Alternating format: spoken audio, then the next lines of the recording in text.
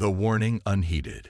The morning sun cast golden rays across the terraformed surface of Kepler 452 bits, painting the crystalline domes of New Gibraltar in brilliant hues. Children played in the hydroponic gardens, while miners prepared for their shifts in the vast underground tunnels where rare minerals waited to be extracted. This human colony had thrived for 23 years, a testament to humanity's ability to adapt and flourish among the stars. Director Marcus Thompson stood at his office window, watching the daily routines of 12,000 colonists unfold below. His weathered hands held a steaming cup of synthetic coffee as he reviewed the morning reports. Everything seemed normal until the proximity alarms shattered the peaceful morning. Director Thompson to Command Center. Immediately, his assistant's voice crackled through the intercom, tension evident in every syllable. Marcus set down his cup and hurried to the command center, where his staff clustered around the sensor displays. The readings made his blood run cold. Hundreds of massive ships emerged from hyperspace, their designs unlike anything in the human database. Are they responding to our hails? Marcus asked, studying the alien vessel's ominous formations. Communications officer Sarah Chen shook her head. Nothing yet, sir, but they're definitely scanning us. Their technology. She paused, swallowing hard. It's far beyond anything we've encountered. The largest ship, easily 10 times the size of Earth's biggest cruiser, moved to the front of the formation.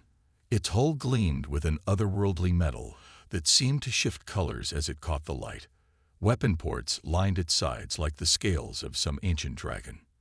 Incoming transmission, Sarah announced. They're using our language. They must have monitored our communications. The main screen flickered to life, revealing a being that defied human imagination. The Vorthak stood 3 meters tall, its body covered in chitinous armor that pulsed with bioluminescent patterns. 4 arms ended in hands bearing 7 fingers each, while 6 eyes arranged in pairs studied the humans with cold intelligence. Inferior beings, the creature's voice resonated through the speakers, each word dripping with disdain. I am Emperor Thrax of the glorious Vorthak Empire. Your presence in this sector violates our ancient territorial claims.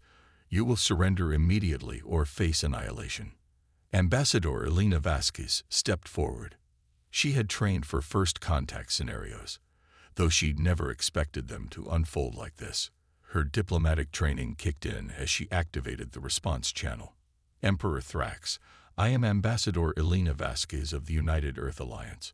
We were unaware of any prior claims to this system. Our colony has existed here peacefully for over 2 decades. Surely we can discuss terms that benefit both our peoples. The Emperor's 6 eyes narrowed in what might have been amusement or contempt. The Vorthak Empire has existed for 10 million of your years. We have conquered 1,000 species, each more advanced than your primitive civilization. There is nothing to discuss. Surrender or perish. Marcus watched Elena's face harden. The ambassador had seen enough of human history to know where this was heading. She straightened her shoulders and spoke with quiet authority. Emperor Thrax, I must warn you. Humanity may appear primitive by your standards, but we possess qualities that numbers and technology alone cannot measure.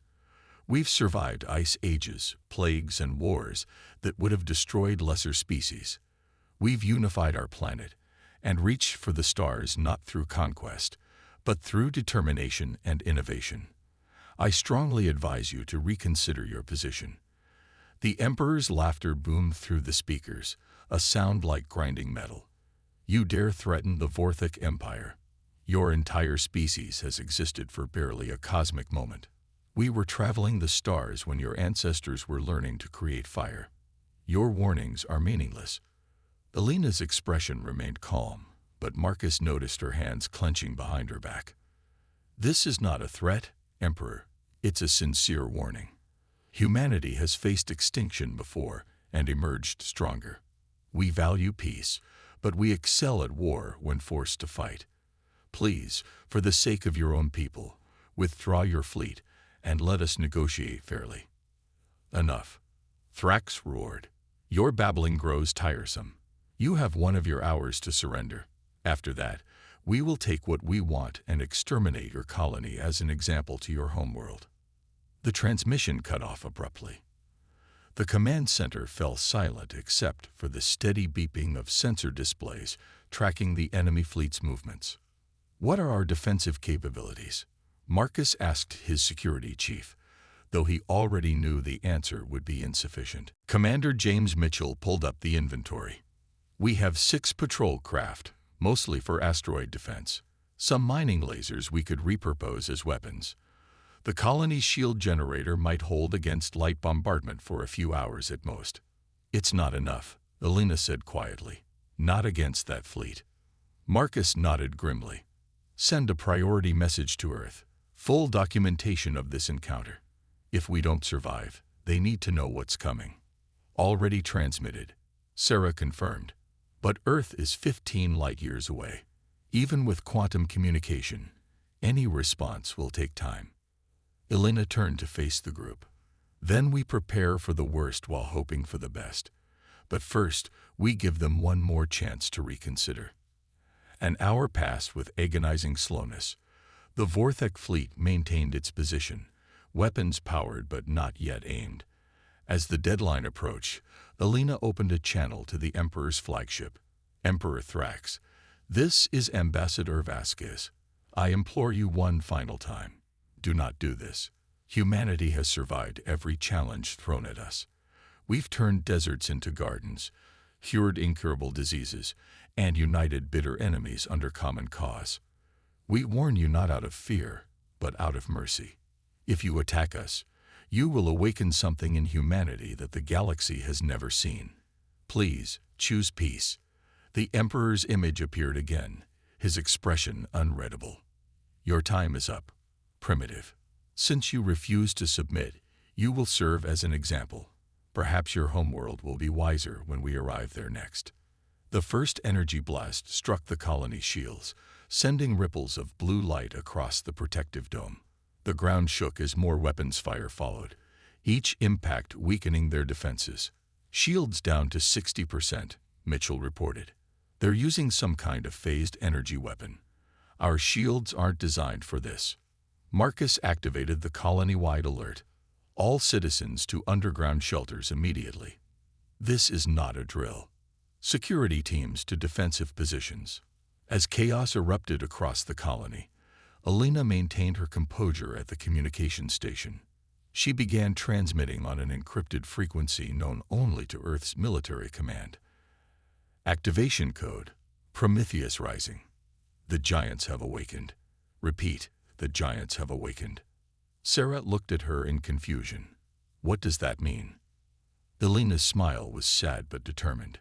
"It means humanity's true defenders are about to reveal themselves.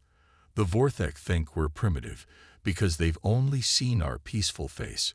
They're about to learn why we scattered hidden defenses throughout our colonies." As if on cue, the asteroid field surrounding Kepler 452 bits began to move. What the Vorthak had dismissed as simple mining equipment started to reconfigure. Hidden weapons platforms emerged from seemingly inactive rocks. Stealth fighters, designed to be invisible to standard sensors, powered up in concealed hangars beneath the colony's surface. "Sir," Mitchell's voice filled with sudden hope, "we're receiving encrypted transmissions. It's the Ghost Fleet. They're here." The Vorthek's assault paused as their sensors detected the emerging human forces. Ships that shouldn't exist according to their intelligence reports materialized from nowhere. The humans hadn't lied about their peaceful intentions, but neither had they been naive enough to explore the galaxy without protection. Captain Rebecca Storm's voice crackled through the colony speakers. "New Gibraltar, this is the UES Retribution. Ghost Fleet Alpha is in position. Those who threaten humanity's children will learn the price of their aggression." The Vorthek Emperor's flagship began charging its main weapon, a planet-killer cannon capable of cracking worlds. But the Ghost Fleet was already moving, demonstrating tactics and technologies that defied Vorthek military doctrine. Human fighters swarmed like angry hornets, too small for the Empire's massive weapons to track effectively. They carried antimatter torpedoes, Weapons the Vorthak believed too unstable for practical use. The first torpedoes found their marks, causing explosion cascades across several enemy vessels. Impossible, Emperor Thrax muttered, watching his tactical display. Their ships were hidden completely. Our sensors showed nothing. His science officer's feathers ruffled in agitation. They used some form of dimensional phasing technology, Supreme One. Their vessels exist partially outside normal space until needed. The battle escalated quickly. Vorthak weapons, designed to pummel static defenses and overwhelm through sheer firepower, struggled against human adaptability. The Ghost Fleet ships moved unpredictably, using hit-and-run tactics that turned the Empire's size advantage into a liability. But the Vorthak still outnumbered the humans significantly. For every enemy ship disabled, 2 more pressed the attack. The colony's shields flickered dangerously as the bombardment resumed. Director Thompson watched the tactical display with a mixture of pride and concern. They're buying us time, but they can't win against those numbers. Elena shook her head. They don't need to win. They just need to survive until the second phase begins. Second phase? Marcus asked. Before Elena could answer, space itself seemed to tear open behind the Vorthak fleet. A massive human dreadnought emerged from hyperspace, but it was unlike any ship either side had seen before. Its hull seemed to be composed of living metal that flowed and adapted to damage. Weapons ports appeared and disappeared as needed, and its entire structure radiated an ominous energy. By the ancient gods, the Vorthak Emperor breathed, his confidence finally wavering. The dreadnought broadcast on all frequencies. I am Admiral Yuki Sato of the UES Prometheus. Emperor Thrax, you were warned. You chose war with humanity. Now face the consequences of your arrogance. The Prometheus opened fire, but not with conventional weapons. Beams of exotic energy lanced out, not destroying Vorthak ships, but disabling them with surgical precision. Gravitational anomalies appeared around enemy vessels, trapping them in space-time distortions that rendered their weapons useless. What technology is this? Emperor Thrax demanded of his scientists. Unknown. Supreme One. Their weapons manipulate fundamental forces in ways our science says should be impossible. The human dreadnought continued its inexorable advance. Every Vorthak weapon that struck it seemed to be absorbed and redirected. The living metal hull adapted to each attack, becoming immune to repeated uses of the same weapon. Ambassador Vasquez opened a channel to the Emperor's flagship. Emperor Thrax, this is your last warning. Humanity developed these technologies not for conquest, but for defense. We studied the remnants of dead civilizations across the galaxy, learned from their failures, and prepared for this day. Surrender now, and we will show mercy. The Emperor's eyes burned with rage and disbelief. The Vorthak Empire does not surrender to primitives. Then you've chosen your fate. Admiral Seto's voice was heavy with resignation. All human forces implement Protocol Omega. Show them why humanity survived when others fell. The battle that followed would be remembered as the moment the galaxy learned humanity's true nature, not as conquerors or warmongers, but as survivors who had faced extinction and emerged unbroken. The Vorthak Empire, in their arrogance, had awakened not just a sleeping giant, but a species that had turned survival itself into an art form. As the Ghost Fleet pressed their advantage, and the Prometheus continued its relentless advance, Ambassador Vasquez transmitted one final message to the Vorthak Emperor. We warned you to run. You should have listened. The price of arrogance. The space around Kepler 452 bits transformed into a maelstrom of energy weapons and exploding vessels. The Vorthak Empire, despite their numerical superiority, found themselves facing an enemy unlike any in their 10-million-year history. Where they expected panic and primitive resistance, they encountered calculated precision and technologies that defied their understanding of physics. Admiral Yuki Sato stood on the bridge of the UES Prometheus, her eyes fixed on the holographic tactical display. The living metal ship hummed with barely contained power as it adapted to each new Vorthak weapon system. Her crew worked with silent efficiency, products of humanity's most intensive training programs. "Admiral, the Vorthak are attempting to regroup," reported Commander Zhang Wei, her tactical officer. "They're pulling their capital ships back while sending their destroyer squadrons forward." Sato nodded, having anticipated this textbook Vorthak maneuver. "Signal Captain Storm.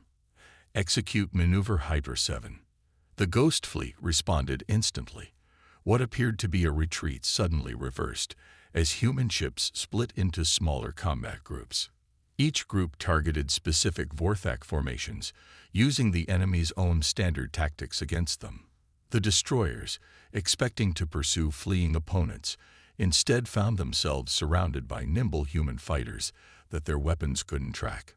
On his flagship's bridge, Emperor Thrax watched in growing disbelief as his forces faltered. "How do they anticipate our every move?" he demanded. His military advisor's scales shifted to a pale shade of fear. "Supreme One, they seem to know our tactical doctrines perfectly. It's as if they've studied every battle we've ever fought." "Impossible. Our military records are sealed in the Imperial archives. No outsider has ever accessed them." What the Emperor didn't know was that humanity had spent the past century exploring dead worlds and analyzing the remnants of civilizations the Vorthak had conquered. Each ruined city, each destroyed fleet, had been a lesson in the Empire's methods. Humans had learned from the failures of others, turning the Vorthak's very success into a roadmap of their weaknesses. Captain Rebecca Storm's fighter wing demonstrated this knowledge with lethal efficiency. Her pilots flew patterns that exploited blind spots in Vorthak sensor arrays, gaps that existed because the Empire had never faced an enemy who understood their technology's limitations. "Storm leader to all wings," she broadcast, banking her fighter through a debris field. "Remember, their shields cycle every 43 seconds. Time your runs accordingly." The human fighters struck with coordinated precision, their antimatter torpedoes finding gaps in Vorthak defenses. Ship after ship fell silent, their crews unable to comprehend how primitives could possess such devastating weapons. But humanity's true advantage wasn't technological. It was psychological. The Vorthak fought with the rigid discipline of an empire that had never known defeat. Humans fought with the desperate creativity of a species that had survived against impossible odds. Lieutenant Marcus Chen exemplified this difference. When his fighters' weapons were damaged, he didn't retreat as Vorthak doctrine would demand. Instead, he redirected his ship's engine output into a concentrated beam, turning his propulsion system into an improvised weapon. The unconventional attack carved through a Vorthak cruiser's hull, causing a chain reaction that destroyed the vessel. "They're insane," a Vorthak commander transmitted to his emperor. "They use their own ships as weapons.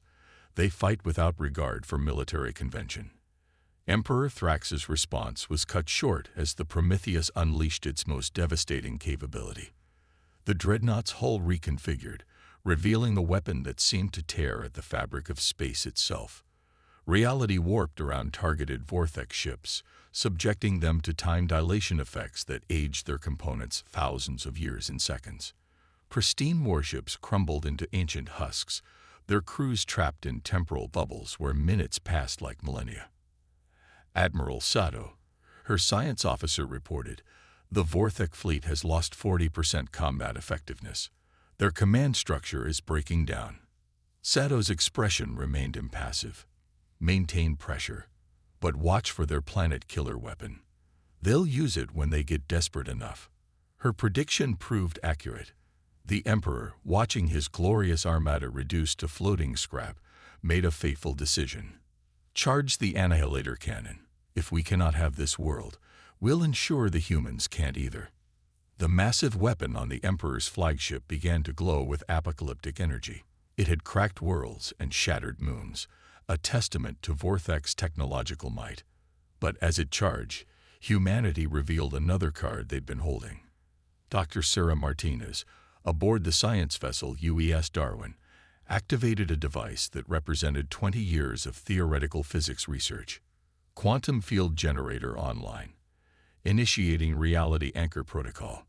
The space around Kepler 452 bits suddenly stabilized, becoming resistant to the exotic energies the Vorthak weapon employed.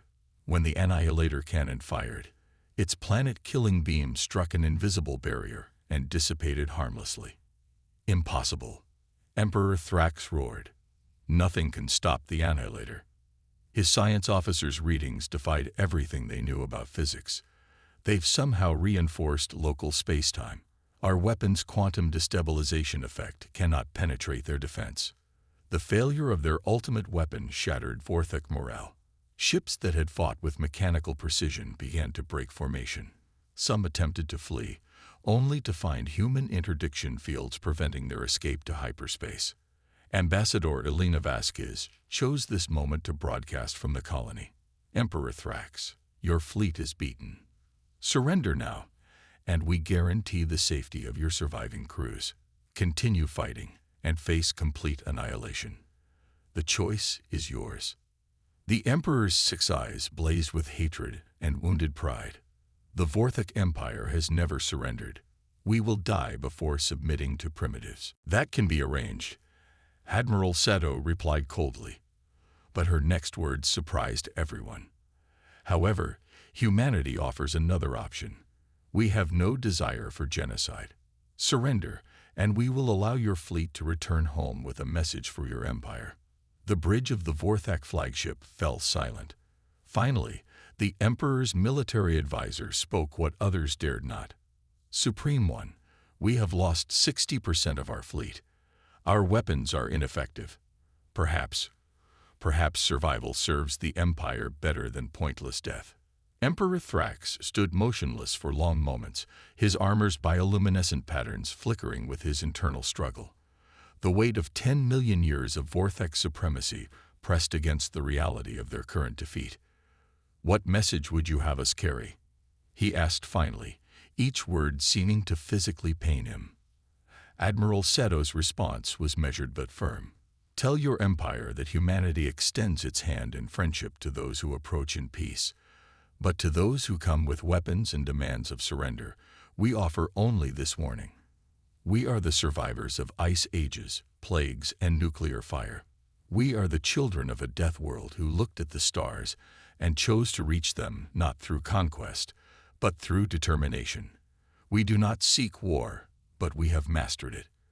Let this battle be a lesson, not a prelude to greater destruction. The Emperor's surrender was perhaps the most difficult moment in Vorthak history. As his remaining ships powered down their weapons and accepted human boarding parties, the galaxy's perception of humanity shifted forever. The primitives had not only defeated the mighty Vorthak Empire, but had shown mercy in victory. In the aftermath, as medical teams from both sides worked together to treat the wounded, an unexpected development occurred. Vorthak science officer Zethkar approached Dr. Martinez, its feathered crest lowered in a gesture of respect. Your quantum field generator, Zethkar began hesitantly. It represents physics we believed impossible. Would you be willing to share the principles behind it? Martinez smiled, remembering humanity's own history of former enemies becoming allies. Science belongs to all thinking beings. Perhaps our peoples can learn from each other. 3 months later, Emperor Thrax stood before the Vorthak Imperial Senate, delivering his report. The ancient chamber, which had echoed with victory announcements for millions of years, now heard its first admission of defeat. The humans are not primitives, Thrax stated, his voice carrying to every corner of the Empire through quantum communications. They are survivors who have compressed millennia of military evolution into mere centuries. They possess technologies we don't understand and tactics we cannot predict. But most importantly, they possess something we have forgotten: mercy. He paused, letting his words sink in. They could have destroyed us completely. Instead, they offered partnership. The age of Vorthak expansion through conquest is over. We must adapt, as the humans have, or face extinction. The Senate erupted in debate, but the seed of change had been planted. The battle at Kepler 452 bits became known as the Day of Humility, marking the end of Vorthak imperialism and the beginning of a new galactic order. On Earth, the victory was celebrated not with military parades but with scientific conferences. Humanity had proven its strength, but true to its nature, it immediately turned that strength toward building bridges. The Ghost Fleet returned to their hidden bases, hopefully never to be needed again. Ambassador Elena Vasquez stood in the rebuilt colony of New Gibraltar, now a symbol of human resilience and diplomatic wisdom. Beside her stood Zethkar, now serving as the Vorthic Empire's first ambassador to humanity. "Your warning saved billions of lives," Zethkar said, its translator rendering the clicks and whistles of its native language. "Had we pressed our attack on Earth itself?" Elena nodded solemnly. "The weapons you saw were only a fraction of what humanity has prepared. We've studied every fallen civilization, learned from every extinction event. We knew this day would come. And yet you choose peace. Because we've seen what endless war brings: ruins and silence. Humanity's greatest strength isn't our weapons or our technology. It's our ability to turn enemies into friends." As the sun set over Kepler 452 bits, casting long shadows across the memorial to those lost in the battle, a new chapter began. The Vorthic Empire, humbled but not broken, joined humanity in exploring the galaxy's mysteries. Together, they would face whatever challenges awaited among the stars. The galaxy had learned a valuable lesson. When facing humanity, it's not their weapons you should fear most, but their warnings. For when humans say run, it's not a threat, it's a mercy. Years later, when other aggressive species encountered human colonies, they would hear the story of the Vorthic's defeat. Most would choose diplomacy over conflict, but for those who didn't, humanity stood ready. Not as conquerors, but as guardians of a peace earned through strength and sustained through wisdom. The Galactic Empire had indeed dared to challenge humanity. They had ignored the warning to run, and in their defeat, they had gained something more valuable than victory: a future where former enemies could stand together, facing the infinite unknown as allies.